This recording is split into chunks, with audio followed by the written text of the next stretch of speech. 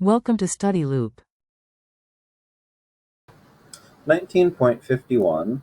So we have this configuration of four capacitors here, all of which have the same value C. And so we'd first like to find the equivalent capacitance between A and B. And then given some applied voltage V, we want to figure out the voltages and charges on each of the four capacitors. So to begin with, we look at the diagram here, and we see that C1 and C2 are in series. And so then the series capacitance there is in parallel with C3. And then the equivalent capacitance of the first three of these are in series with capacitor 4.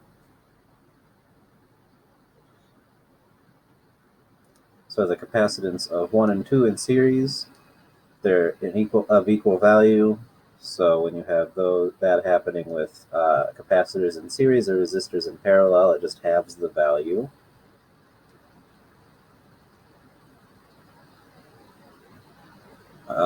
That's then in parallel with 3. So the capacitance of 1, 2, and 3. So these just add. So you add 1 to 1/2, you get 3/2. And then these are in a series with 4. So C1, 2, 3, 4. So this will be the product. So 3/2 C squared over the sum, C plus 3/2 C.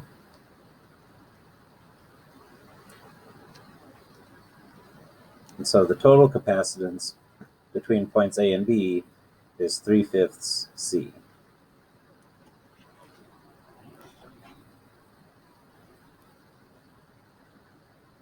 So now for the charges.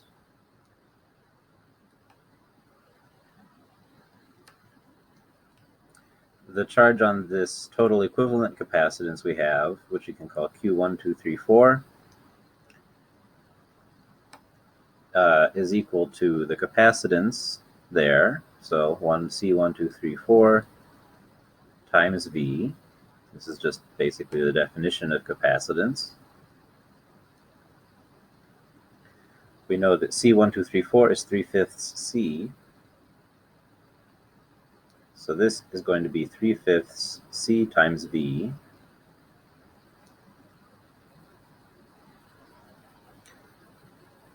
So when we have capacitors in series, they have to have the same charge on them, because looking here, for example, all of the positive charge on the top plate of C2 here has to come from moving negative charge to the bottom plate of C1 here.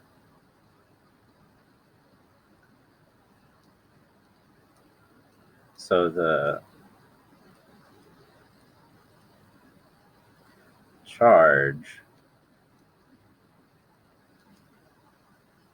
on 4 is 3/5 C times V.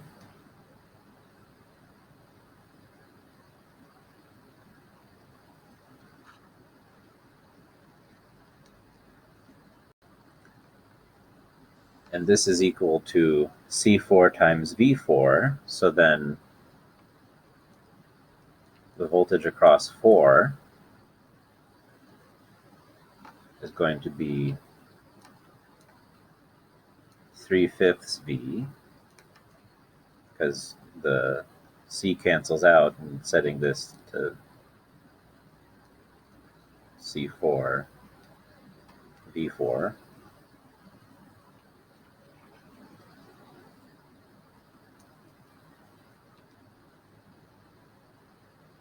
So now we know what we need to know for capacitor 4.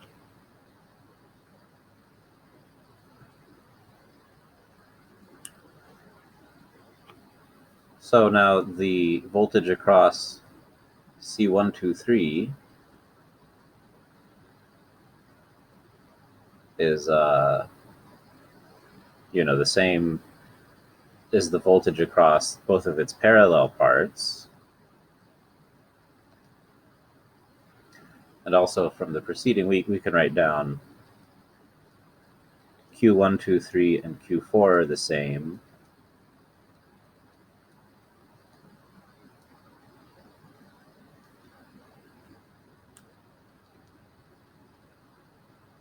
So this is C1, 2, 3 times V1, 2, 3. So this is 3/2 C, because that was the equivalent capacitance of 1 through 3, times V1, 2, 3. And so then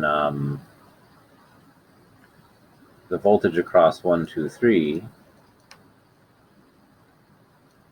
is equal to 2/5 V. So now looking back at this, C3 is going to have V1, 2, 3 across it because it's in parallel here.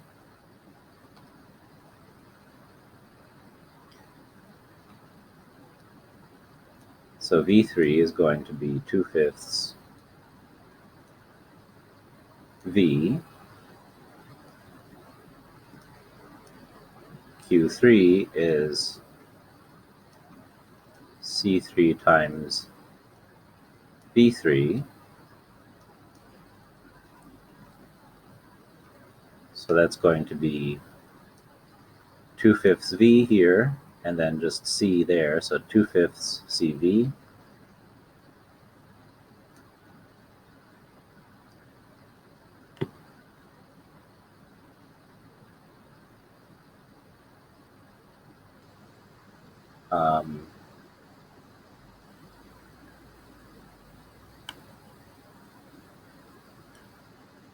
And so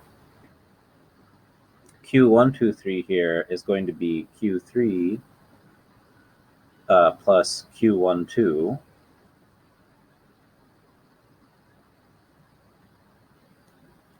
So Q1, 2 is Q1, 2, 3 minus Q3.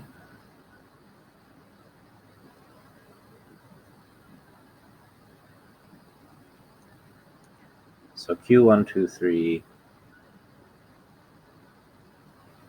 is 3/5 CV. And then Q3 is 2/5 CV.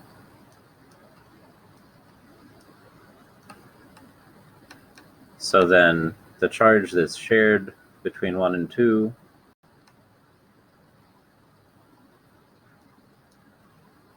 is 1/5 CV.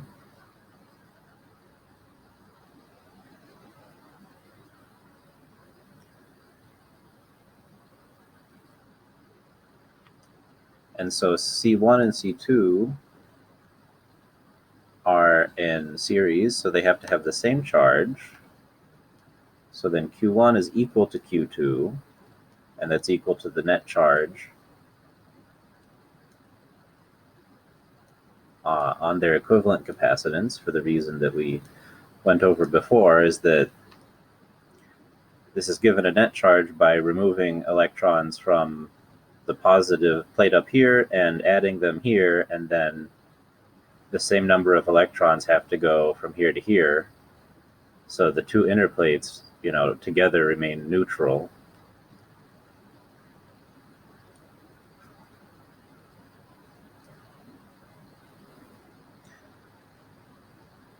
And then from this we can see that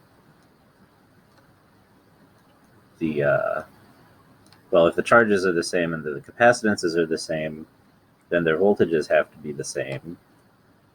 And then from this we can see that it's 1/5 of the applied voltage, V.